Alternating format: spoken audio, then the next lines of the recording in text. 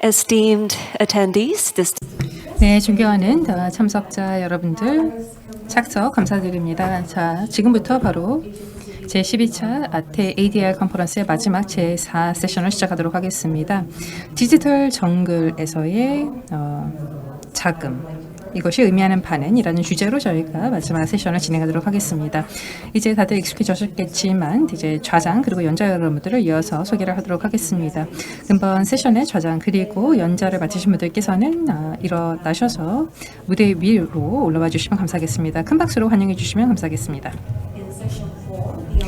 제4 세션에서는 릉숭찬, 덕슨힐, 챔버스, 선임 변호사님 그리고 중재인께서 저장을 맡아주시겠습니다. 덩컨 스펠러, 위키 팔, 갤러거 파트너 변호사님, 존 충, 프레쉬필드, 브룩하우스 데린저 파트너 변호사님, 마이크 맥클러, 케이시, 허버트 스미스, 프리힐스 파트너 변호사님 그리고 마지막으로 션 렁, 위더스 월드와이드 파트너 변호사님께서 맡아주시겠습니다. 그러면 저장님을 간단하게 소개하도록 할 텐데요. 저장님께서는 싱가포르 대법원 장으로 활동을 하고 계십니다. 또뿐만 아니라 덕스턴 힐 챔버스에서 또 대리인이자 또 중개인으로도 활동하고 계시고요. ICC 중재 그리고 ADR 위원회 위원으로도 활동하고 계십니다. 그리고 과거에 국제적인 로펌에서 중재를 담당을 해 오셨습니다. 그리고 중재인 협회 또 회장을 맡으신 바도 있습니다. 그리고 SGX 항소 법원에서도 일을 하신 바 있습니다. 자, 그러면 바로 저장님께 마이크를 넘기도록 하겠습니다. 큰 박수로 저장님을 맞아 주시면 감사하겠습니다. Thank you very much. 안녕하십니까? 감사합니다. 소개 말씀 감사합니다.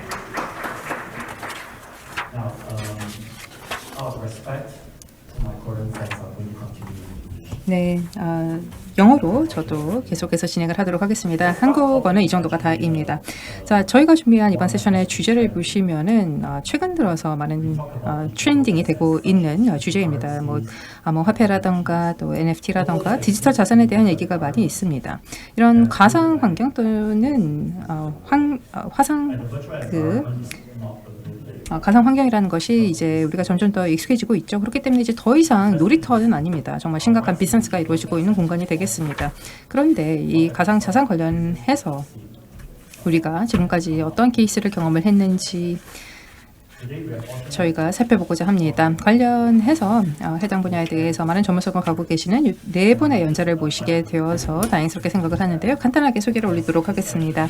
금번 세션은 저희가 인터랙티브하게 진행할 예정에 있습니다. 여러분들께서도 질문을 서로 이제 질문과 또 답변을 해주시는 형태로 진행을 할 텐데요. 덩컨 스펠러 님을 소개할까 합니다. 제 좌측에 앉아 계시는데요. 공동의장으로서 런던 사무소 위키 팔 갤러거에서 일을 하고 계십니다. 20년 넘게 국제 중재 경험을 갖고 계시고 덩컨님께서는 또한 다양한 디지털 자산 관련 중재에 참여를 하셨습니다. 특히나 FTX의 붕괴에 관련된 케이스도 담당을 하셨습니다. 그 옆으로 이제 전충님이 계십니다. 프레쉬필드 홍콩 에서 활동을 하고 계시고요. 또 메인랜드 중국에서도 활동을 하고 계십니다. 아시아 전역에 걸쳐서 중재를 하고 계십니다. 뭐 한국 관련된 중재도 있고 그 중에는 뭐 암호라던가 암호화폐라던가 핀테크 관련된 케이스도 있었습니다. 다음으로 이제 마이크 맥클러 케이시 님이십니다. 헬버 스미스 프리힐스 런던 사무소 파트너 변호사이십니다.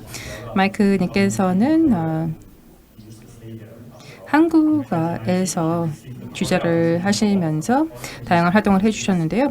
법무부로부터도 관련해서 또 노고에 그리고 공로에 상을 또 수상하시기도 하셨습니다. 그 다음에 션 렁이 계십니다. 국제 이제 중재 전문가이시고요. 위더스 월드와이드의 파트너 변호사님이십니다. 이전에는 대법원에서 또 시한 판사를 담당을 해오셨습니다. 제가 실제로 이분 앞에서 또 변론을 한 적도 있습니다.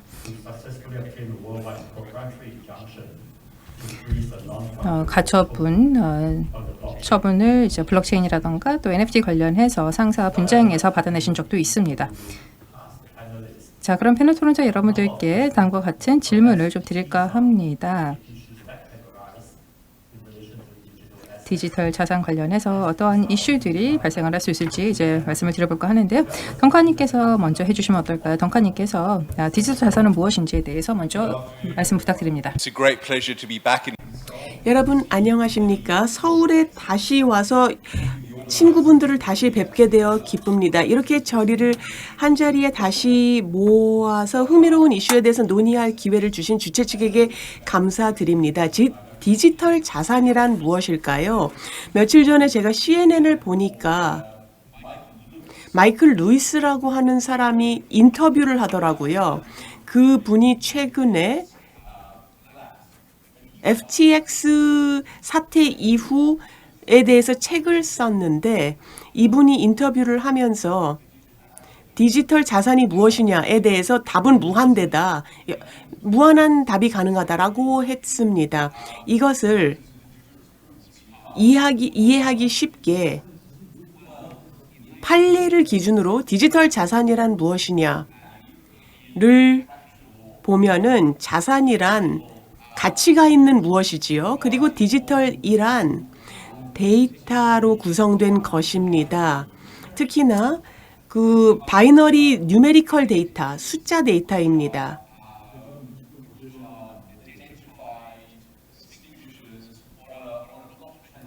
블록체인 상에서 아니면은 공개된 데이터베이스에서 특정 소유자를 인정하는 NFT 등도 있습니다. 그래서 블록체인이라는 공개된 요소, 그 다음에 사적인 요소가 결합이 되어 있습니다. 즉 네트워크의 일부 데이터. 바꿔 말하자면 디지털 자산이란 굉장히 광범위한 개념입니다. 법률적인 개념에서 말하자면 이와 관련해서 지난 4, 5년간 많은 판례가 나왔습니다. 디지털 자산이란 무엇인가와 관련해서 예를 들자면 영국에서 2019년 사법계 태스크포스가 있었는데 제프리 보스 경이 그 리더 역할을 했습니다. 암호 자산과 스마트 계약 이런 것들을 검토한 결과 나온 페이퍼에서는 이런 결론을 내렸습니다. 디지털 자산이 과거 우리가 알고 있는 자산, 소유물이라는 정의에 딱 맞아떨어지지는 않으나 재산인 것은 맞다. 디지털 형태를 가진 자산이고 제3자에게 이것은 내 것이다. 내가 독점 권한을 행사한다라고 주장할 수 있는 것입니다.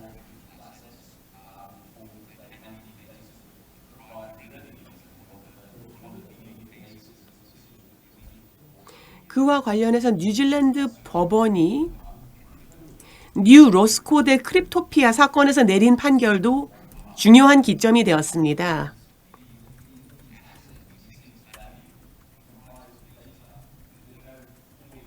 이렇듯 데이터로 구성된 자산인데 종전의 자산이란 무엇인가라는 개념에 딱 맞아떨어지지는 않으나 기존 판례로 지금까지의 판례로 봤을 때 누군가의 독점적인 권리에 속하는 또 구제받을 수 있는 대상이 된다라는 것이 확립되었습니다. Thank you very much for the introduction. 말씀 감사합니다. We go along. 네, 쭉 이제 패널분들의 말씀을 청해 볼 텐데요. 덕관님께서 이제 광범위한 원칙에 대해서 말씀을 좀 주셨습니다. 자, 그렇다면 질문을 좀 드려볼 텐데, 자, 그렇다면 디지털 자산 관련해서 어떠한 분쟁이 발생 가능할까요? 저하님께서 말씀 좀 주시죠. 네, 여러분 안녕하십니까? 이렇게 다시금 서울을 방문하게 되어서 매우 기쁘게 생각합니다. 날씨도 참 좋다라고 생각을 하고요. 또 이 자리에 계신 청중 여러분들이 계셔서 더욱더 반갑지 않나 생각을 합니다. 자, 어떠한 이제 분쟁이 암호 자산 관련해서 발생을 하고 있느냐라는 질문을 주셨는데요. 상당히 실제로 광범위한 다양한 종류의 분쟁들이 발생을 하고 있습니다. 예를 들어보면은 이제 대표적으로 다양한 카테고리가 존재를 하고 있는데요. 아마도 신문지상을 통해서 보시면 뭐 암호 자산 관련해서 어떤 사람이 뭐 프라이빗 키를 훔쳐서 뭐 크립토가 되었건 디지털 자산을 훔쳤다, 도난했다 이런 얘기를 좀 더 들어보셨을 겁니다. 그래서 이런 것들은 실제로 중재로까지 가는 게 많지 않기 때문에 아마 관심도가 낮을 수 있다라고 생각을 하는데요. 그럼에도 불구하고 이러한 크립토를 둘러싼 분쟁이 많이들 발생을 하고 있다는 것을 알 수가 있고요. 그리고 또 중재 암호화폐 거래소 관련해서도 이제 중재 규정을 포함하는 경우를 종종 볼 수가 있습니다. 또 다양한 또 클레임들을 보면은 뭐 암호화폐 개발사들을 대상으로 해서 하는 경우가 있습니다. 그래서 덩카님께서도 잠깐 말씀을 주셨습니다만 규제 위반이라던가 뭐 소비자 보호 조치 미흡이라던가 관련해서도 케이스가 제기가 된 적이 있습니다. 지난 1, 2년 사이에 이제 암호화폐 관련해서 어떻게 보면은 겨울이 닥쳤다라고 하죠. 그렇기 때문에 관련된 이슈들이 좀 있었던 것으로 생각을 합니다. 세 번째 카테고리를 말씀을 드리자면 또 개인적으로도 관심을 갖고 있고 또 변호인으로서도 관심을 갖고 있는 경우가 되겠는데요. 뭐 주식 거래 계약 관련해서 이제 기본 자산이 암호 자산인 경우가 있습니다. 그렇기 때문에 이러한 성격의 경우에는 뭐 JV가 되었건 암호 화폐가 문제가 될 수가 있겠고요. 그 다음에 또 서비스 계약 같은 경우에서도 암호 화폐 그리고 암호 자산 더 거래가 이슈가 될 수가 있습니다. 그래서 이러한 케이스들 같은 경우는 조금 더 전통적인 케이스와 비슷한 성격을 갖고 있다라고 보시면 되겠습니다. 마지막으로 이제 파이낸셜한 그런 분쟁들이 발생을 할 수가 있는데요. 암호화폐 관련해서 이제 담보로 제공되는 경우가 있습니다. 그래서 관련해서 또 담보권 관련해서 또 분쟁이 발생하는 케이스를 종종 볼 수가 있습니다. 이 정도로 이제 여러 가지 케이스들의 종류로 말씀을 드렸습니다. 감사합니다. Have some 영국 법원에 판례가 몇 건 있다고 알고 있는데요. 말씀해 주실 수 있을까요? 마이크 맥클로어 변호사님, 일부에서는 암호화폐로 인해서 우리가 생각해야 할 많은 이슈가 생겨나고 있다고 합니다. 중재인 입장에서는 집행 가능성 측면에서 이를 검토해야 되는데 영국 법원 쪽에서 3가지 사건의 좋은 예가 있습니다. 집행 가능성과 관련해서 암호화 자산 얘기를 할 때 염두에 두어야 할 교훈이 있습니다. 순서대로 말씀을 드리겠습니다. 가장 덜 놀라운 측면부터 말씀을 드리겠습니다.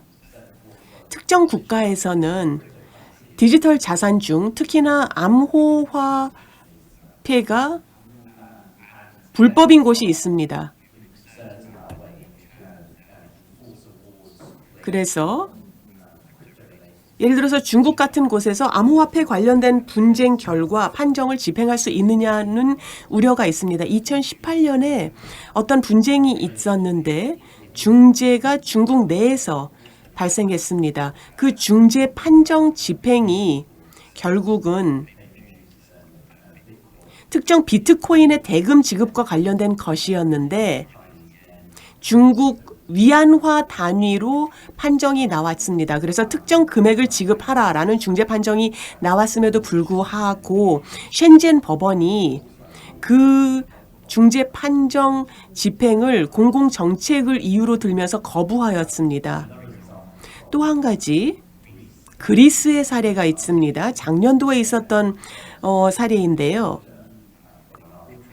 중재판정부가 특정 금액을 비트코인으로 지급하라고 명령을 내렸습니다. 그런데 그 중재 판정을 그리스에서 집행 거부했습니다.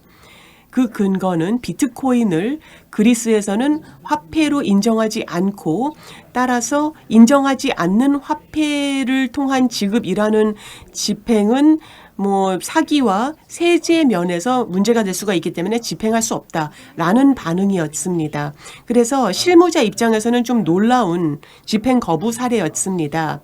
그 외에 제가 일하고 있는 영국 법원의 사례를 소개를 해드리면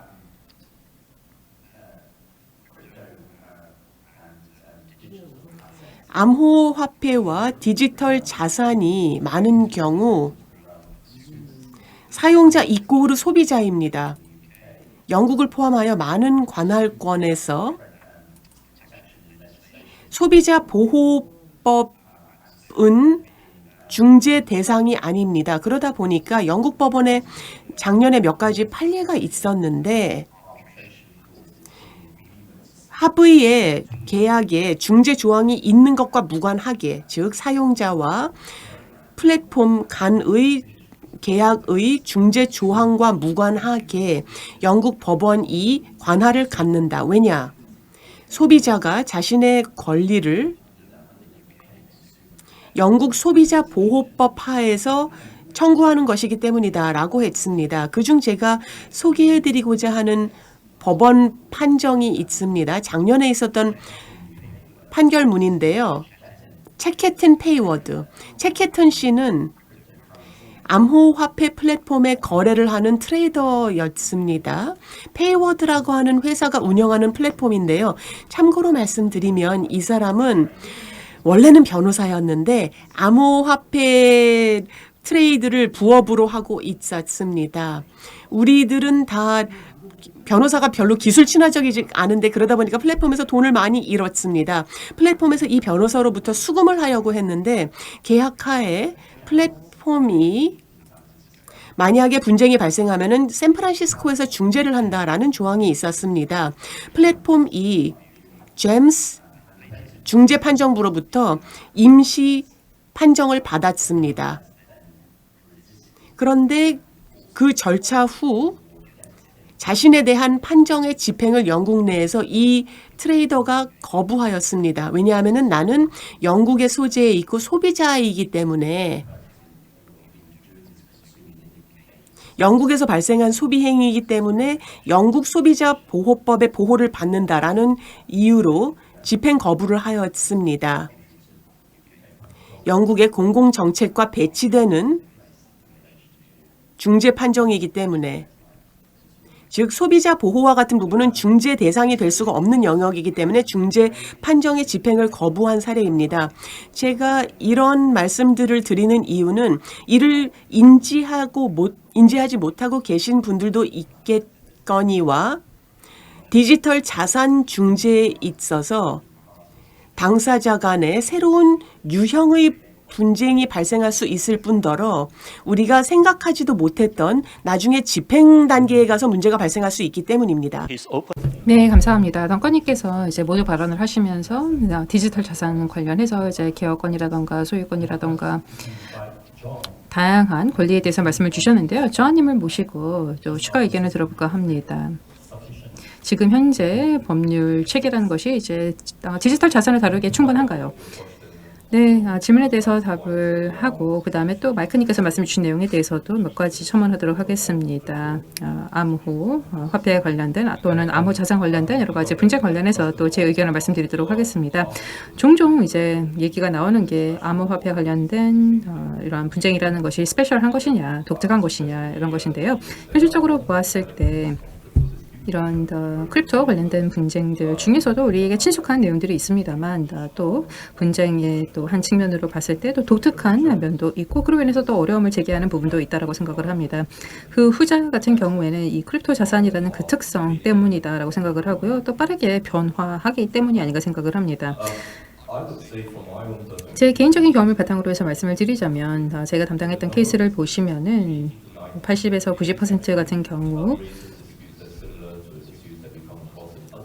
이제 다른 뭐 중재 분쟁 케이스와 크게 그 쟁점이 다르진 않았습니다.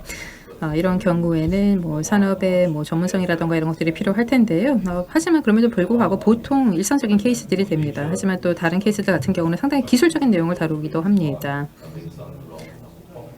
뭐 재산권 관련한 이슈들이 또 결부가 될 수가 있는 것이죠. 또 마이크님께서 잠깐 언급을 주셨습니다. 자, 그럼 좀 간단한 예를 들어볼까 하는데요. 제가 본 케이스들 중에서 투자자 협약 관련된 분쟁이 있는 경우도 있었습니다. 주식을 뭐 크립토 회사에 매입하는데 아니면은 또 크립토 거래소 지분을 매입하는 그런 이슈들이 있었습니다. 기본적으로 이제 계약서 같은 경우에는 표준적입니다. 그래서 양 당사자가 있고 그런데 크립토 영역 같은 경우에는 이것이 제대로 작성되지 않는 경우가 있습니다. 당사자들이 또 디지털이라는 그런 환경이기 때문에 참여 계약을 작성하긴 합니다만 그럼에도 불구하고 너무 철저하게 안 되는 경우가 있다는 것이죠. 그렇기 때문에 관련 조항들을 이제 해결을 하는 과정에 있어서 또 해석을 하는 과정에 있어서 또 문제가 되는 경우가 있고요. 또 근거 자산들이 이제 암호 자산의 경우에 또 문제가 되는 경우가 있는데 이런 같은 경우에도 조금 더 일반화된 또 흔히 우리가 맞닥뜨릴 수 있는 그러한 크립토 관련된 케이스가 아닌가 생각을 하는데 그 반면에 또 다른 종류의 케이스가 있는데 이런 케이스들 같은 경우에는 상당히 많은 그런 의문점들을 이야기를 합니다. 아마 오늘 패널이 이런 부분에 집중을 하고 있지 않나 생각을 하는데요. 제가 이제 세 개의 크립토 관련된 분쟁에서 살펴볼 수 있는 여러 가지 복잡성을 말씀드릴까 하는데요. 첫 번째, 덩컨님께서도 말씀을 주셨습니다만 자산권, 재산권과 관련된 것입니다. 이 크립토 자산, 또 디지털 자산이라는 것이 하나의 재산으로 분류가 될 수 있느냐, 자산이냐. 크립토 같은 경우에는 덩컨님께서도 말씀을 주셨습니다만 좀 다른 종류의 자산입니다. 그렇기 때문에 만약에 크립토 자산을 또 디지털 자산을 하나의 자산으로 분류를 한다라고 한다면은 우리가 권리를 다른 당사자에게 양도를 할 수 있느냐라는 문제가 있을 수 있습니다. 덩컨님께서도 말씀을 주셨는데요. 이런 크립토 디지털 자산이라는 것이 전통적인 재산에 해당이 되는지에 대해서 의견이 분분하다라고 말씀을 드렸는데요. 이 크립토 같은 경우에는 사실 형체가 없습니다. 그리고 또한 탈중앙 집중화된 그런 시스템을 통해서 거래가 되고요. 또 분산 장부를 바탕으로 하고 있습니다. 그렇기 때문에 전통적인 형태의 자산이라는 분류에 또는 정의에 포함이 되지 않는 것이죠. 그래서 간단하게 말씀을 드리자면 이제 덩컨님께서도 잠깐 하이레벨 차원에서 말씀을 주셨는데요. 다행스럽게도 이제 많은 법원에서 뭐 특히나 홍콩이라든가 싱가포르 같은 경우가 대표적이다라고 볼 수가 있겠는데요. 상당히 실용적인 입장을 채택을 하고 있습니다. 또 한국에서도 제가 알기로 법안이 관련해서 마련 중인 것으로 알고 있는데요. 많은 지역에서 이러한 암호화폐가 하나의 자산이다라고 인정을 하고 있습니다. 자, 그러면서 앞서 말씀드렸던 이제 세 개 중에 하나의 도종 과제가 어느 정도 해결이 되지 않나 생각을 합니다. 따라서 이제 이러한 크립토 디지털 자산에 대해서 또 우리가 뭐 담보도 형성을 할 수가 있겠고 그 다음에 또 양도도 할 수 있고 양수도 할 수 있는 게 되겠죠. 그리고 또 크립토 영역 같은 경우에는 빠르게 사라질 수 있습니다. 그렇기 때문에 크립토 자산을 빠르게 자산으로 분류를 하고 구제를 받는 것이 상당히 중요합니다. 아직도 초기 단계에 있기 때문에 이러한 디지털 자산 또 크립토 자산에 대한 소유권이 의미하는 바가 무엇이냐라고 하는 질문이 있습니다. 다양한 키들이 존재를 하고 이러한 키의 소유자들이 이제 이 해당 자산과의 관계는 어떻게 될 것이냐, 이 해당 자산의 소유자로 우리가 인정을 할 것이냐, 그리고 지분을 인정을 할 것이냐 등등 여러 가지 복잡한 그런 질문들이 아직 기다리고 있습니다. 어쨌든 그럼에도 불구하고 이제 자산으로 볼 수 있을 것이냐 관련해서는 일부 답을 얻을 수 있었다라고 생각을 하는데요. 그다음에 두 번째는 이제 합법성이 되겠습니다. 마이크님께서도 말씀을 주셨습니다만 이 암호자산 같은 경우 법정 화폐로 인정을 하고 있지 않습니다. 그리고 이제 거래소도 인정을 하고 있지 않죠. 중국 본토가 대표적이다라고 생각을 할 수 있겠습니다. 마이크님께서도 말씀을 주셨습니다. 이로 인해서 여러 가지 어려운 도전 과제들이 발생을 하는 것이죠. 그래서 중재지를 선택을 하는 데 있어서 만약에 해당 중재지에서 이제 크립토 자산을 자산으로 인정을 하지 않는다, 화폐로 인정을 하지 않는다, 그래서 그런 문제가 발생을 하겠죠. 그다음에 중거법도 마찬가지입니다. 중거법이 이 해당 크립토 자산을 하나의 자산으로 인정하지 않는다. 그랬을 경우에는 이제 거래에 기반이 된 해당 자산이 불법이 되는 것이죠. 그리고 세 번째는 이제 집행이 되겠습니다. 집행을 못한다라는 문제가 있을 것입니다. 해당 집행 국가에서 이 암호화폐를 인정하지 않는데 집행을 할 수가 없는 것이죠. 자, 그래서 이제 합법성 관련해서 말씀을 드렸고요. 세 번째 포인트를 말씀을 드리면 마찬가지로 이제 크립토 영역에서의 독특한 그런 도전 과제가 아닌가 생각을 합니다. 자, 크립토 자산을 어떻게 우리가 가치화할 것이냐, 가치 평가를 할 것이냐인데요. 관련해서도 많은 어려움을 봉착을 하게 됩니다. 비교 대상이 없다라는 게 가장 큰 문제가 아닌가 생각을 합니다. 또 뿐만 아니라 또 가변성이라는 또 크립토 자산의 특성도 많은 어려움을 가중시킨다라고 생각을 합니다. 이런 크립토 자산의 가격이 워낙 변동성이 많죠. 자산이면서도 변동성이 있다. 그랬을 경우에는 이러한 크립토 비즈니스를 또 평가하는 데 있어서도 어려움이 있고 거래소를 평가하는 데도 어려움이 있습니다. 왜냐 이럴 가치가 바로 크립토 자산을 기준으로 하기 때문이죠. 자, 그래서 몇 가지를 말씀을 드리자면 유동성이 특정 암호 자산 같은 경우에는 문제가 될 수가 있습니다. 뭐 비트코인이라던가 다양한 이제 암호 자산들이 존재를 하는데요. 오래된 그런 공인된 그런 암호 자산들도 있습니다만 그렇지 않은 것들도 많고 가치 평가가 어려울 수도 있습니다. 그리고 분쟁 대상이 되는 경우가 있으면은 뭐 대규모로 거래되는 그런 암호 화폐들도 종종 있습니다. 암호 화폐 디지털 자산 같은 경우에는 이제 만들어진 지 얼마 되지는 않았습니다. 그래서 이를 바탕으로 해서 미래의 현금 흐름을 또 평가하는 것이 상당히 어려울 수 있다고 생각을 합니다.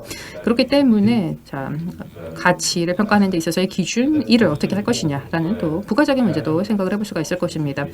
사실 가치라는 것이 단기간에 있어서 많이 변동성이 있다. 그랬을 경우에 해당 자산을 평가하는 데 있어서 뭐 계약이 위반된 날을 기준으로 할 것인지 아니면 심리일을 기준으로 할 것인지 이 시차로 인해서 또한 크립토 자산의 가치가 상당히 달라질 수 있습니다.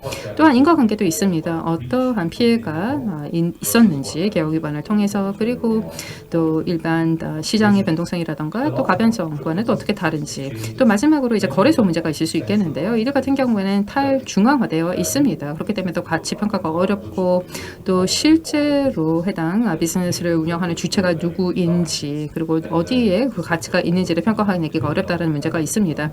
그리고 이 전체 복잡한 시스템 내에서 모회사를 찾아내는 것이 어렵다라는 문제가 있습니다. 이상 세 가지 이제 크립토 자산의 특특함으로 인해서 발생할 수 있는 어려움들에 대해서 말씀을 드렸습니다. 자산권, 그다음에 합법성 그리고 마지막으로 이제 가치 평가에 있어서의 어려움입니다. Very clear and 명확한 말씀 감사합니다. 션 변호사님, 혹시 존 변호사님이 하신 법률상의 사안에 대해서 첨언해 주실 부분 있으신가요? 왜냐하면 션 변호사님도 이러한 디지털 자산 관련 사건을 맡은 경험이 있으시기 때문에 여쭤봅니다. 감사합니다. 존 변호사님이 지금까지 우리가 보아온 사건들에 대해서 소개를 잘 해주셨습니다. 저는 앞으로 예상해야 하는 앞으로 수년 동안에 발생할 문제 유형에 대해서 말씀을 드리고자 합니다. AI 얘기가 이 자리에서 많이 나온 만큼 AI 기술과 블록체인 등 많은 기술의 관계에 대해서 말씀을 드리고자 합니다. AI와 블록체인 기술은 많은 면에서 서로가 필요합니다. 다음 단계로 발전하기 위해서는 서로를 필요로 하는 상황입니다. AI가 제 기능을 하려면 데이터가 필요하죠. 솔직히 말씀드리면 현재 AI 시스템 중에서 완전히 편향성이 제로인 시스템은 없습니다. AI는 데이터셋이 편향성이 없어야 자기도 편향성을 안 갖습니다.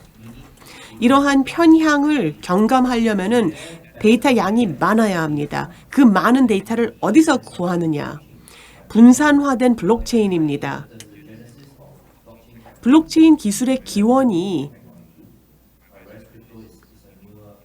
좀 오래된 데 반해서 그러니까 암호화 기술은 좀 더 최신이지요. 기본은 분산된 국경 간 정보 저장 방식, 그 저장된 정보를 한번 저장되면은 수정할 수 없는 방식으로 저장하여 국경 간 공유하자는 개념입니다. 그런 면에서 블록체인이 AI로 하여금 다양한 모델링을 할 수 있도록 가능하게 만들어 줍니다. 반면에 블록체인은 과거에는 좀 천천히 발전해온 기술이었습니다만 오늘날 어느 백화점을 가시더라도 그 신용카드를 꺼내면은 결제를 할 수가 있습니다. 그러나 디지털 자산 거래를 블록체인에서 한번 시도해 보십시오. 그 지갑에서 카드 꺼내는 것보다 훨씬 오래 걸립니다. AI로 인해서 효율성이 배가 될 것입니다. 그래서 디지털 자산을 이용하여 거래를 하는 것이 효율적이 될 것이고 그러니까 실제 사용 용례에서 두 가지 기술이 결합돼서 사용될 것입니다. 뭐 금융기에서도 그렇고 여러 다양한 부분에서 사용될 것입니다. 예를 들어서 사기, 암호화폐 부분에서 사기가 많은데 많은 기업들이 AI의 사용과 보안 기능을 결합하고 있습니다. a certain 즉 부정 사용이라는 의심이 들면은 월렛을 동결하는 거죠. AI는 실시간 라이브 데이터를 실제 시장에서 발생하는 오프체인 정보와 온체인 정보 간에 결합을 해줍니다. 그러면은 스마트 계약을 체결하여 디지털 자산을 실시간 시장 정보를 토대로 체결할 수 있습니다. 이것이 현실입니다. 암호화 자산 그리고 그러니까 AI가 여기에 적용이 되고 있는데 만약에 AI가 잘못되면 어떡할까요? 여기서부터 여러 가지 흥미로운 가능성이 제기됩니다. 작년에 제가 맡았던 사건 중에 한국과도 연관이 되어 있는데요. 뉴스에서 보셨다시피 세계 최대 규모의 스테이블 코인이 작년에 폭락하였죠. 루나 토큰이 폭락한 지 2주 후, 즉 달러화에 고정되어 있다가 그 패그를 잃었는데 한국의 권 대표가 많은 이들은 천재라고 얘기를 합니다만 이 사람이 루나 2.0이라는 새로운 코인을 폭락 직후에 만들었습니다. 완전히 새로운 별개의 블록체인상에서 루나 2.0을 이 사람이 만들었습니다. 제가 암호화폐 거래소가 고객입니다. 의뢰인입니다. 루나 토큰은 그 거래소에서 거래된 수많은 토큰 중에 하나입니다. 그런데 권 대표의 컴퓨터에서 밤에 변동성을 보면서 루나 1.0을 루나 2.0으로 대체하고 있습니다. 뭐 현물가로는 중요한 시점에 0.25센트였는데 그러다 보니까 하룻밤 사이에 이 거래를 한 사람들은 문자 그대로 하룻밤 사이에 백만장자가 되었습니다. 하룻밤 사이에 백만장자가 될 수 있었던 이유는 디지털 월렛상의 자산의 가치가 그만큼 껑충 뛰었기 때문입니다. AI가 지원하는 이 거래 알고리즘이 아무런 가치가 없는 루나 1.0과 그래도 조금의 가치가 있는 루나 2.0을 분간을 못했기 때문에 발생한 일이었습니다. 그래서 전통적인 실수라는 개념을 로봇이 저지른 실수라고 주장을 해야 했습니다. 많은 이들이 AI가 뭔가를 잘못하면은 이거는 의도한 바가 아니야 라고 생각을 합니다만은 사실은 AI는 자기가 설계된 그대로 한 죄밖에 없습니다. AI가 실수를 한 게 아닙니다. 물론 뭐 블랙스완 이벤트라든지 그 스크루볼이 날아왔을 때 예를 들어서 실리콘밸리뱅크가 폭락을 했을 때 그에 대해서 어떻게 대응할지를 몰랐을 뿐이지 예를 들어서 뭐 크레딧 스위스와 UBS 사태 이후 실물 세계의 사태에 어떻게 대응해야 될지 몰랐을 뿐이지 자기 애초에 설계된 그대로 AI는 한 죄밖에 없습니다. 여기서도 루나 1.0과 2.0 사이에 분간을 못한 것입니다. 근본적인 우리가 생각해야 되는 질문은 누구 책임인가? 누구에게 손가락질을 해야 되는가입니다. AI를 사용하는 기업 얘기를 할 때 그 손가락을 어디로 향해야 되는지가 복잡해집니다. 왜냐하면은 로봇을 사용하는 은행이 있고요. 자율주행을 하는 자동차를 만든 회사가 있고 그다음에 의료 부분에서는 로봇을 이용해서 고난도의 심장 수술을 하는데 내가 AI를 만들지 않았는데 이것을 사용할 수가 있기 때문입니다. 그래서 데이터를 수집하는 일을 업으로 하는 기업들이 있습니다. 그래서 이들이 데이터를 어떻게 수집하느냐를 보아야 하고 데이터를 수집하고 나면은 이를 토대로 AI 모델을 만들어야 합니다.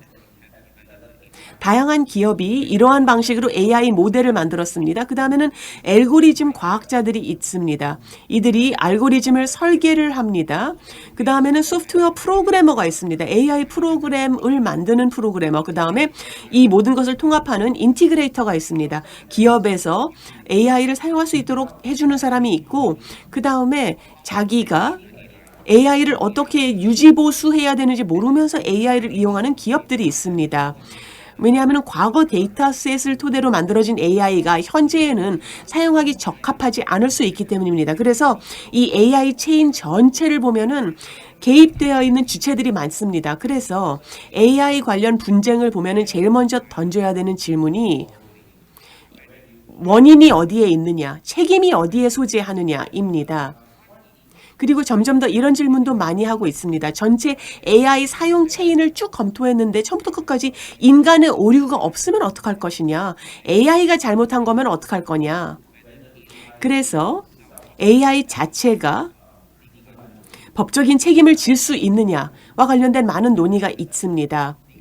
기업이 법인격 이 있는 것처럼 AI도 별개의 법인격이 부여되어야 되는 게 아니냐라는 논의가 있습니다. 감사합니다. Sean, that was an excellent. 네, 테크니컬한 AI 관련 이슈를 잘 말씀을 주셨고요. 또 디지털 자산 관련해서도 직접 관여했던 케이스를 예를 잘 말씀 주셨습니다. 또 말씀 중에 아주 흥미로운 포인트를 언급을 해주셨는데요. 제가 듣고 나서 또 이런 생각을 하게 되었습니다. 앞서 세션에서 저희가 이제 챗보트 케빈 킴이라는 챗봇을 저희가 볼 수가 있었죠. 실제로 챗봇이 이제 저장 역할을 한 것을 볼 수가 있었는데 관련해서 인간 중재인을 AI로 과연 대체할 것이냐라는 질문에 대해서 저희가 고민해 봤습니다. 그런데 우리는 다 알죠. 사람이라면 다 편향이 있을 수 있고 또 무의식적으로 이제 편견을 가질 수가 있다라고 알고 있습니다. 또 노이즈라는 데니얼 카멘의 저서를 보신 분들은 아시겠습니다만 실제로 사법 판결에 있어서도 그리고 중재인들의 판정에 있어서도 상당히 많은 노이즈가 있을 수 있고 편향이 있을 수 있습니다. 우리가 의사결정을 내리는 데 있어서 우리가 부지불식간에 다양한 편견에 사로잡힐 수 있다는 것이죠. 또 결정을 하고 또 판결을 하는 데 있어서도 미국의 사례를 보면은 똑같은 패널이다 하더라도 판사가 그날 당일 아침을 먹었는지에 따라서 결정이 달라질 수 있다고 합니다. 그렇기 때문에 AI라던가 기계 같은 경우에는 그러면 이런 부분에 있어서의 편향은 없지 않을까라고 생각할 수 있는데 실제로 그 저자는 아니다라고 얘기를 합니다. 2018년도 보고서가 있는데 Horizon Scanning이라는 보고서입니다. 해당 보고서에서는 미래의 이제 법률가들이 AI에 의해서 어떻게 영향을 받을 것이냐라고 분석을 해봤는데요. AI가 실제로 이제 실제 변호사들 대비 뭐 데이터를 수집하고 분석하고 또 문서를 검토를 한 다음에 결과를 예측하는 데 있어서는 더 탁월하다라고 얘기를 합니다. 그런데 또 보고서에서 적시하기를 그렇다라고 해서 AI에게 맡길 것이냐, 투명성에 문제가 있지 않느냐, AI가 어떤 식으로 구동이 되는지에 대해서 모른다. 심지어 프로그래머들도 AI가 너무나 복잡해짐에 따라서 설명을 못하고 있다. 알고리즘에 대해서 그 설명을 못하고 있는 것이죠. 그래서 AI가 내리는 결정에 대해서 우리가 어떠한 근거로 내리는지를 알 수가 없습니다. 그렇기 때문에 AI도 우리 인간이 그런 것처럼 얼마든지 편향에 사로잡힐 수 있다는 것을 얘기를 하고 있습니다. 그래서 케빈님께서도 말씀을 주셨습니다만 아직도 그냥 인간 중재를 원하는 분들이 얼마나 계십니까? 라고 질문을 주셨는데요. 마찬가지로 이제 기계를 우리가 전폭적으로 신뢰를 할 수냐, 쓰레기를 투입하면 쓰레기가 나올 수밖에 없는 구조가 아닌가 생각을 합니다. 그래서 내가 알고 있는 그런 데이터를 투입을 하고 또 그 정보를 기계에 어떻게 우선순위를 해서 투입하느냐에 따라서 그 운명이 결정되는 것이죠. 정권님에게 질문 드리도록 하겠습니다. 앞서서 션님께서 몇 가지 이제 암호자산 또 플랫폼이라든가 디지털 자산의 이제 폭락에 대해서 말씀을 주셨는데요. 정권님께서도 제가 알기로는 케이스 맡은 바 있는 것으로 알고 있는데 언급을 해주시겠습니까? 이를 통해서 배울 수 있는 교훈에 대해서 말씀 주시기 바랍니다. 네, 존님께서 이제 세 가지의 어려움에 대해서 잘 언급을 해주셨습니다. 디지털 자산들로 인해서 이제 관련된 법률의 발전과 관련해서 어려움들을 말씀해 주셨는데요. 저도 제가 이제 자문도 하고 권리 뭐 FTX의 폭락으로 인해서 자문했던 케이스에 대해서 좀 말씀을 드릴까 합니다. 디지털 자산에도 이제 일반적으로 알려진 그런 컨셉들이 적용이 되지 않을까 생각을 하실 수 있는데요. 이런 디지털 자산의 성격상 이슈들이 좀 다를 수 있는데 첫 번째 중요한 것은 바로 명확함입니다. 해당 자산이 무엇인지에 대한 명확한 판단이 필요하고요.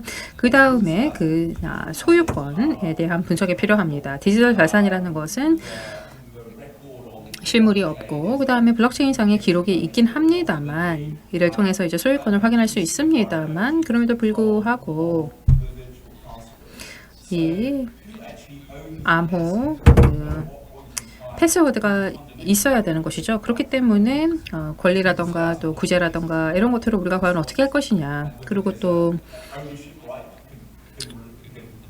불이행, 채무 불이행이다 그랬을 때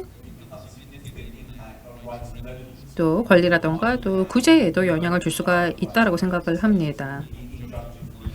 가처분 신청이라던가 아니면은 또 자산의 추적을 하는 데 있어서도 또 문제를 발생시킬 수 있는 것이죠. 그렇기 때문에 첫 번째로 말씀드리는 것은 자산이 무엇인지에 대한 명확한 이해가 필요하다라는 것이죠. 그리고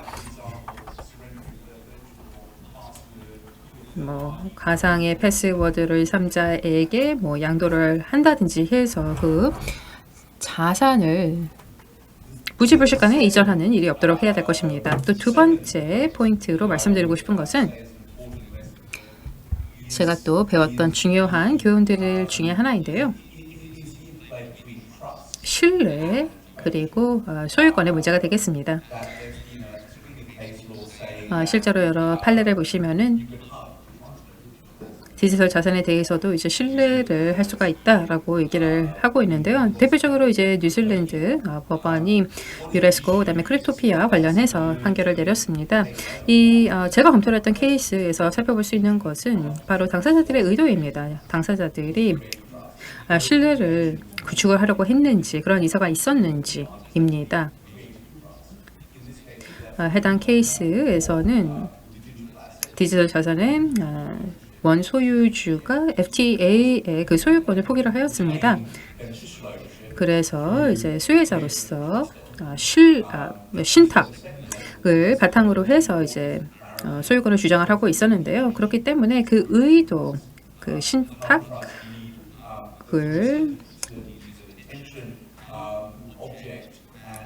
의도가 있었는지, 그 다음에 목적, 그 다음에 subject matter라는 세 가지 요건이 갖춰져야만 trust를 있다, 없다 저희가 판단을 할 수가 있습니다. 그런데 따라서 당사자들 입장에서 봤을 때도 디지털 자산을 사용을 하고 그 다음에 법적 소유권을 포기를 한다라고 한다라면은 뭐 트러스트 관계를 구축을 하려는 경우인지 아니면 그렇지 않은 경우인지를 분명히 해야 될 것입니다. 그다음에 세 번째로 말씀드리고 싶은 것은 이제 계약 프레임워크가 되겠습니다. 대부분의 케이스를 보시면은 이제 이런 디지털 자산에 대한 이제 계약이 존재를 합니다. FTX 같은 경우에도 서비스 계약이 있었습니다. 그래서 소유주들 같은 경우에는 커스토디언의 역할을 했던 것이죠. 신탁인의 역할을 했던 것입니다.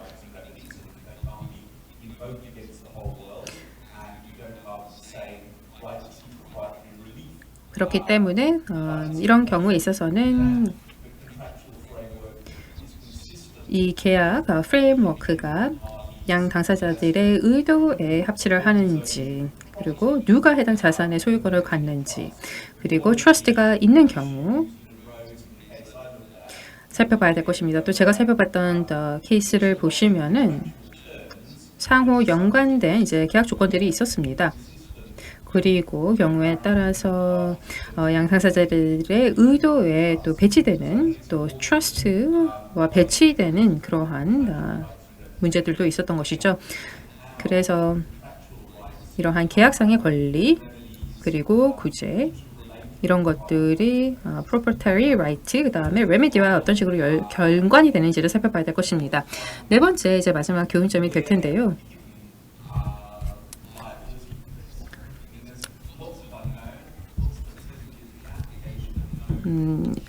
라이어빌리티 관련된 리스크가 되겠습니다.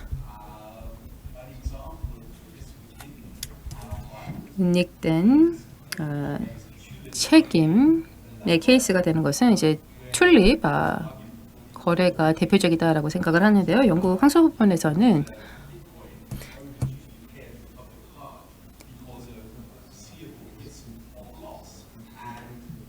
추락의 가격의 하락이라던가 이런 것들을 얘기를 했어야 됐다라고 얘기를 했었습니다. the Bitcoin 비트코인 오퍼레이터 같은 경우에는 또 그들이 생각했던 그런 라이빌리티의 리스크에 포함이 되지 않는다라고 했던 것이죠. 그렇기 때문에 신청을 통해서 그리고 또 알려진 법적 컨셉을 바탕으로 해서 적용 가능한 그런 라이빌리티인지 이런 해당 새로운 자산에 맞는 것인지를 살펴볼 필요가 있습니다.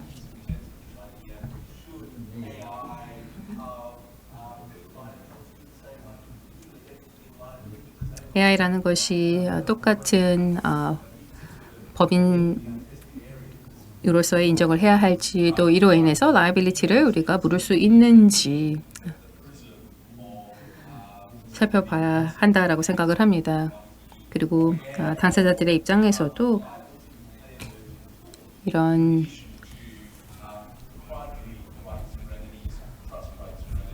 and contractual rights and remedies. 재산권이라던가 또 구제 마찬가지로 이런 부분에 대해서도 신경을 써야 된다 생각을 합니다. 계약 체결 시 암호화폐와 관련해서 생각해야 하는 것은 향후 이 계약이 집행 가능할 것이냐. 예를 들어서 중국 같은 경우 법원에서 중재 판정의 집행을 거부한 사례가 있습니다. 암호화폐 마이닝 관련해서 그런 사례가 있습니다만은 이와는 별개로 암호화폐와 블록체인은 특정 국가의 물리적인 관할 내에 존재하지 않습니다. 그러면은 디지털 자산과 관련해서 어떤 점을 생각해 보아야 할까요? 마이크 변호사님 한번 말씀해 보시겠습니까? 저는 오히려 질문을 더 많이 던질 것 같은데요. 지금 이 부분이 우리가 생각해야 되는 핫토픽이고 분명히 생각을 해 보아야 하는 부분은 맞습니다. 특히나 플랫폼 중에서 명시적으로 준거법에 대한 내용이 합의에 들어가 있지 않은 경우 그러면서 여러 다양한 관할에 연달아 맞닿아 있는 경우 그러면은 서로 다른 관할권의 법들이 상충을 하게 됩니다. 준거법을 어떤 것을 적용을 할 것이냐가 관건이 되지요. 영국 법원은 지금까지 이와 관련해서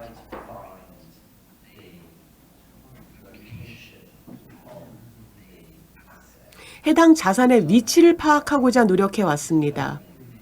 자산이 어디에 소재하느냐를 알기 위해서 자산 소유주의 주거지를 파악을 해왔습니다. 여기에는 어느 정도 논리적인 근거가 있습니다만 그로 인해서 문제가 발생하는 것 또한 사실입니다. 예를 들어 플랫폼이 여러저러 관할에 연관되어 있기 때문에 영국 법원이 이렇게 그 소유자의 주거지를 기준으로 한다고 해도 다른 국가의 법원도 같은 방식을 취할지는 의문입니다. 두 번째로는 영국 법원이 이러한 방식을 사용한다 하더라도 이러한 플랫폼이 사용되는 게 여러 다양한 관할권에서이기 때문에 플랫폼 입장에서는 준거법 문제, 여러 국가의 법규가 상충하는 문제가 발생하게 됩니다. 이 문제를 피해가는 제일 쉬운 방법은 계약을 꼼꼼하게 잘 작성하는 거죠. 그래서 그 내부에 준거법에 대한 조항도 꼼꼼하게 잘 써놓는 것입니다.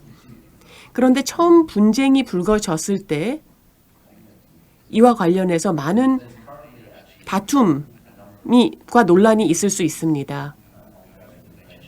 현재 이 주제와 관련해서 많은 논의가 이루어지고 있습니다.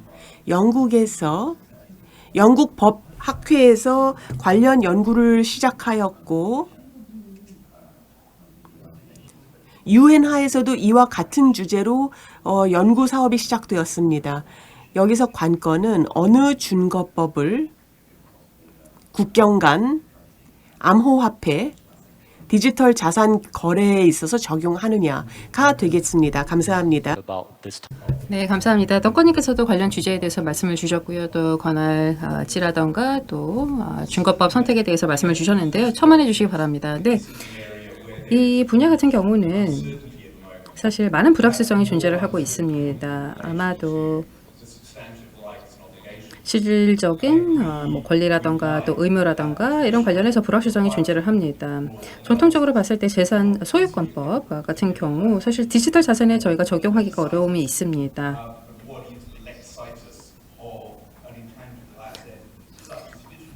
네, 디지털 자산과 같이 실물이 존재하지 않는 그러한 자산들 같은 경우에는 어떤 식으로 우리가 소유권을 바라볼 것이냐. 운시추럴도 마찬가지고 많은 기관에서 조사를 하고 있고 연구를 하고 있습니다만 지금 현재는 법이라던가 또 규칙이라던가 뭐 계약이라던가 또 불법과 관련된 불법 행위 관련된 그런 법률에서 마찬가지로 이견이 있습니다. 네, 따라서 불확실성이 대표적인 이슈다라고 말씀을 드릴 수 있겠고요. 그 다음에 이러한 불확실성의 결과로 인해서 당사자들이 그만큼 명시적으로 명시를 하는 것이 상당히 중요하겠죠. 조항으로서 어떠한 준거법을 기준으로 할 것인지 또 어느 관할지에서 중재를 할 것인지를 명확하게 명시를 할 필요가 있습니다.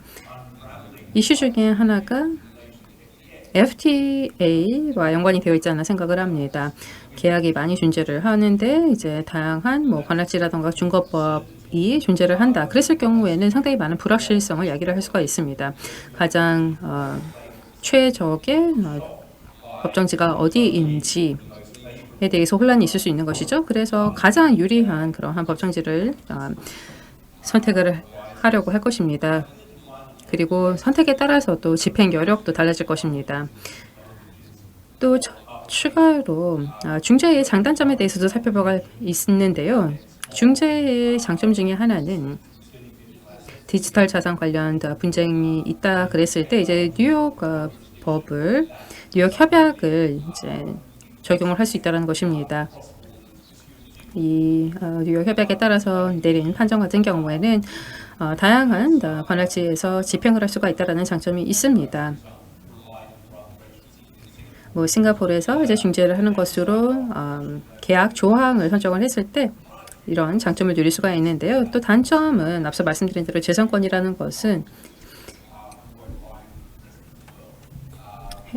해당 당사자들에게만 적용이 되는 겁니다. 그리고 지역에 따라서 또 관할지에 따라서 적용의 한계가 있을 수 있습니다. 그렇기 때문에 재산권, 그 다음에 재산권의 특성을 살펴보고 그 다음에 해당 시기에 이러한 법적 계약을 체결했을 당시에 또 관계는 무엇이 있었는지 이런 것들을 파악할 필요가 있겠습니다. 그리고 궁극적으로 이에 따라서 이제 판정의 집행력이 달라질 수 있다라고 생각을 합니다. 당사자들의 의무 그리고 책임에 따라서 집행 여부가 달라질 수 있습니다. And if you go for 감사합니다. 법원 소송이건 중재건 결국은 결과의 집행이 가능해야 할 텐데요. 이 중요한 실무상의 주제에 대해서 쇼온 변호사님 하실 말씀 있으실까요? 감사합니다. 국제 중재 판정은 뉴욕 협약에 따라서 전 세계 150개 이상 국가에서 집행 가능합니다. 그런데 공공정책은 특정 판정의 집행을 거부할 수 있는 근거가 되기도 합니다. 전 세계적으로 암호 자산에 대해서 실무가 다릅니다. UAE 같은 경우 블록체인 사업이 활황을 타고 있습니다마는 중동 다양한 국가를 보면 일부 중동 국가에서는 암호화폐를 금지하고 있습니다. 이것은 샤리아법 위반이다라는 이유로 완전히 금지를 하고 있고, 제가 맡았던 사건 같은 경우 셴젠 법원이 중재 판정 집행을 거부했던 사례인데요. 이것은 중국 국내 강행 규정 때문입니다. 중국 당국은 자국 화폐를 보호하고 싶기 때문에 실물 화폐를 암호화폐로 교환하는 것 내지는 역방향으로 교환하는 것을 굉장히 엄격하게 제한합니다. 그래서 셴젠 법원의 입장은 이렇습니다. 중재인은 중재 판정을 예를 들어서 실물 화폐로 특정 금액을 지급하라라고 작성을 하는데 익숙한데, 실물 화폐의 지급을 명하는 중재 판정의 경우 근데 실제 채무의 근간이 되는 분쟁은 디지털 화폐였던 경우, 암호화폐였던 경우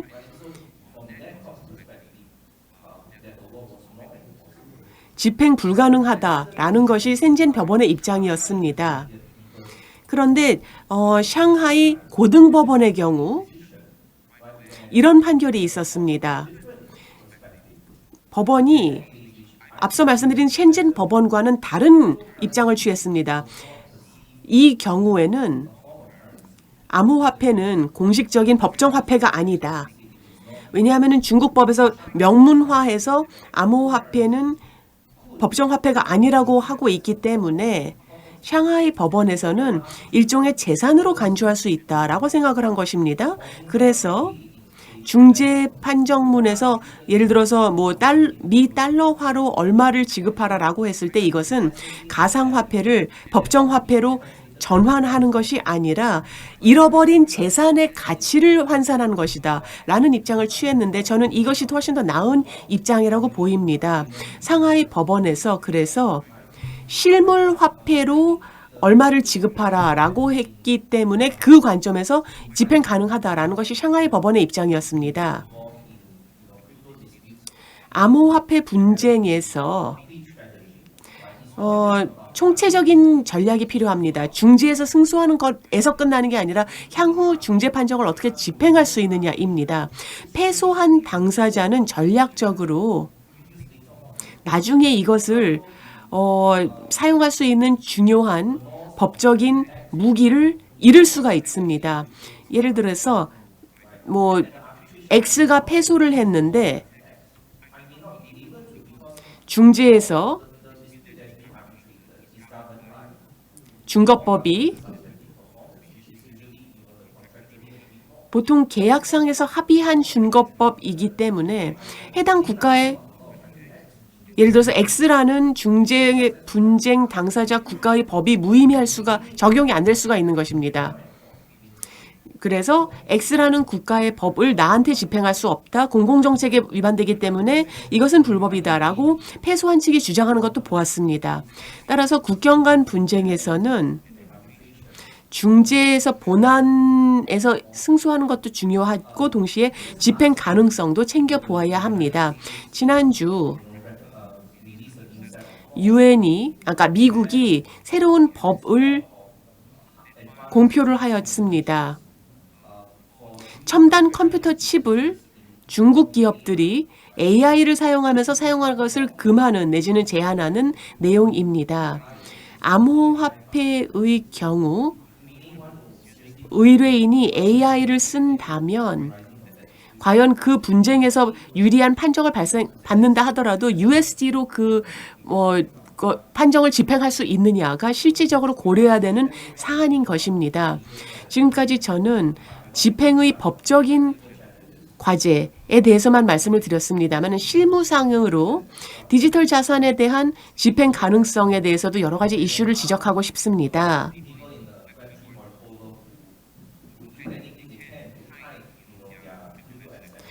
암호 자산을 숨기기 위해서 물불 안 가리는 사람들이 있습니다.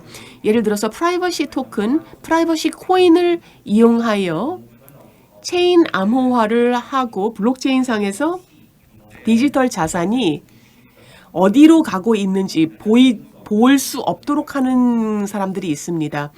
또한 실제 디지털 자산을 가상, 페이크 디지털 자산과 섞습니다. 그러면 실제 거래를 가장할 수 있는 거죠.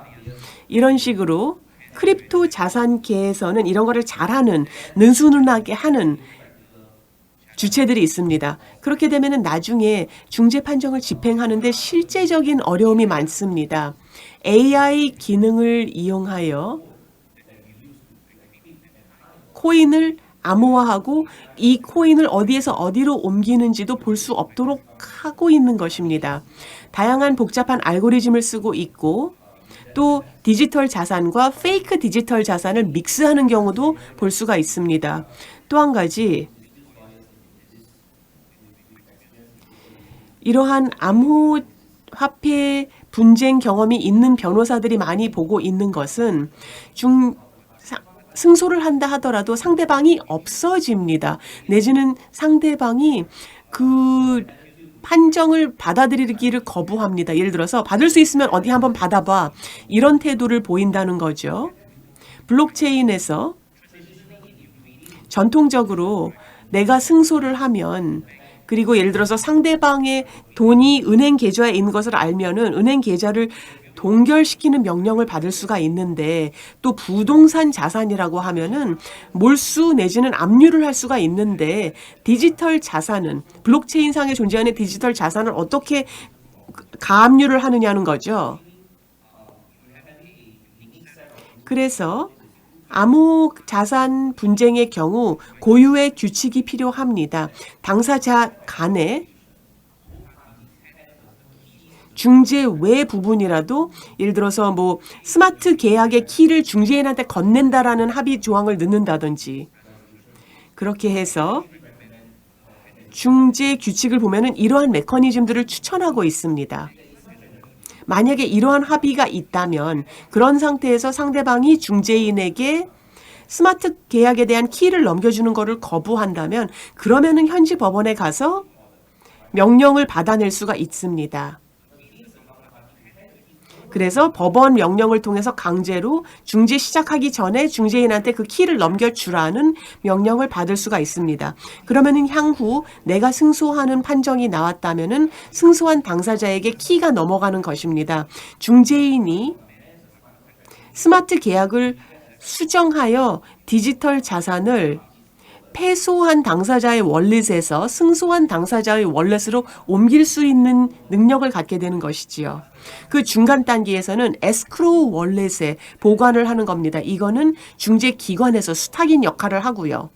이것이 이러한 집행의 어려움을 피해갈 수 있는 해법 중에 하나입니다. Law has a lot to do. 네, 감사합니다. 이제 법이 이렇게 빠르게 발전하는 블록체인상의 거래를 따라잡기 위해서 많이 발전해야 되지 않을까 생각을 합니다. 그리고 덩컨님께서도 말씀을 주셨습니다만 이런 가상 공간에서 어떤 식으로 작동하는지에 대해서 살펴볼 필요가 있겠습니다. 싱가포르 같은 경우에도 이제 법원 판결을 보시면은 소셜 미디어 관련해서 누가 이제 암호 자산을 훔쳐갔는지 알 수가 없다.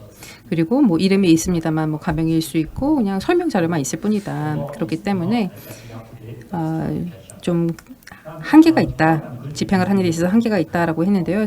이런 식으로 법이 좀 따라잡아야 하는 부분이 많이 있는 것으로 보입니다. 자, 덩컨님. 네, 지금까지 패널, 존님, 혹시 패널 여러분들께서 말씀 주신 내용에 대해서 또 첨언하실 내용 있으시면 말씀 부탁드립니다. 네, 30분이 아니라 이제 3분 이내에 말씀 주시면 감사하겠습니다. 네, 제가 이제 쭉 말씀을 경청을 했습니다만 중재에 있어서 저희가 이제 재산권 관련해서 얘기를 했습니다. 중재가 가는 장점 중에 하나가 중쟁에서 다루는 그런 케이스를 보시면은 이제 서면 계약을 바탕으로 합니다. 보통 이제 뭐 서면 계약상에 이제 중재 관련된 합의도 담기게 됩니다. 그리고 중거법에 대한 언급도 있죠. 그렇기 때문에 이제 재산권 같은 경우에는 이러한 근거가 있을 경우에는 해석하기가 쉽습니다. 준거법이 무엇인지 그리고 계약 당사자들 간의 이제 관계가 무엇인지 이런 것들을 계약을 기준으로 해서 해소를 할 수가 있을 것입니다. 이제 준거법이라든가 적용법을 정하는 데 있어서 계약서상에 명시되어 있는 법이 무엇인지를 확인을 해야 되는 것이죠. 그런데 이제 제3자의 권리라고 해서 이제 중재에서 컨트롤할 수 없는 그러한 이슈들도 있다라고 생각을 합니다.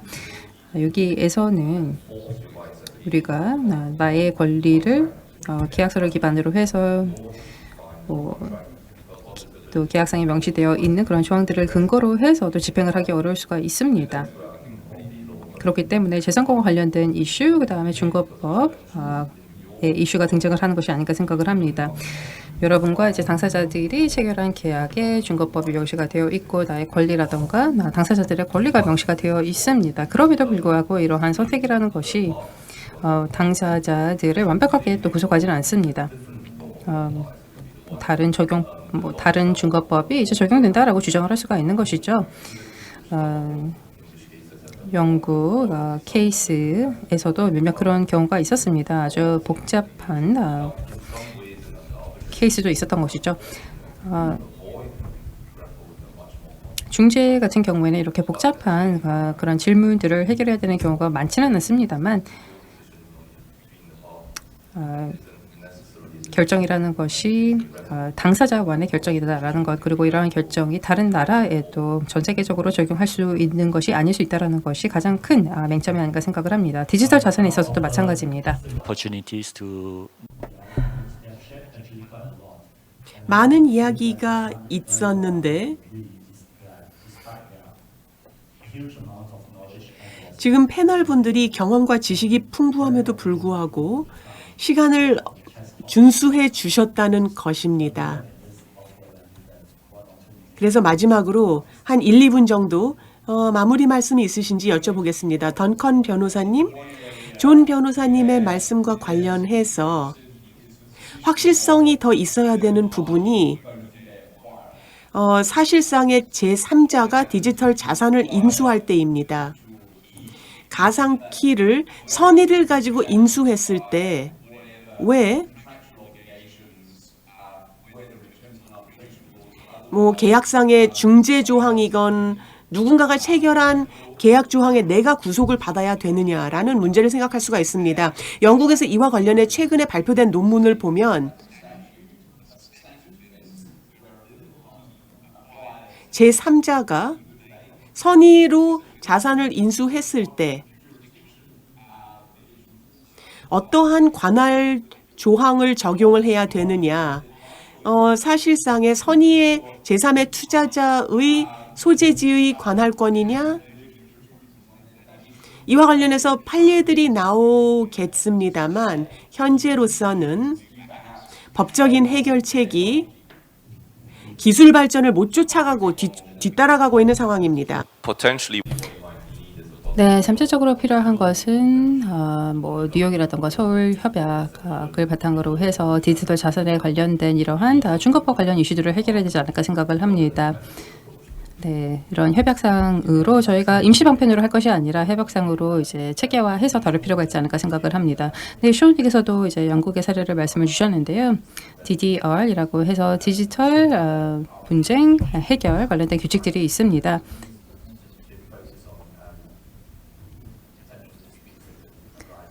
이를 바탕으로 해서 디지털 자산을 둘러싼 잠재 분쟁을 처리를 하고자 하는 것이죠.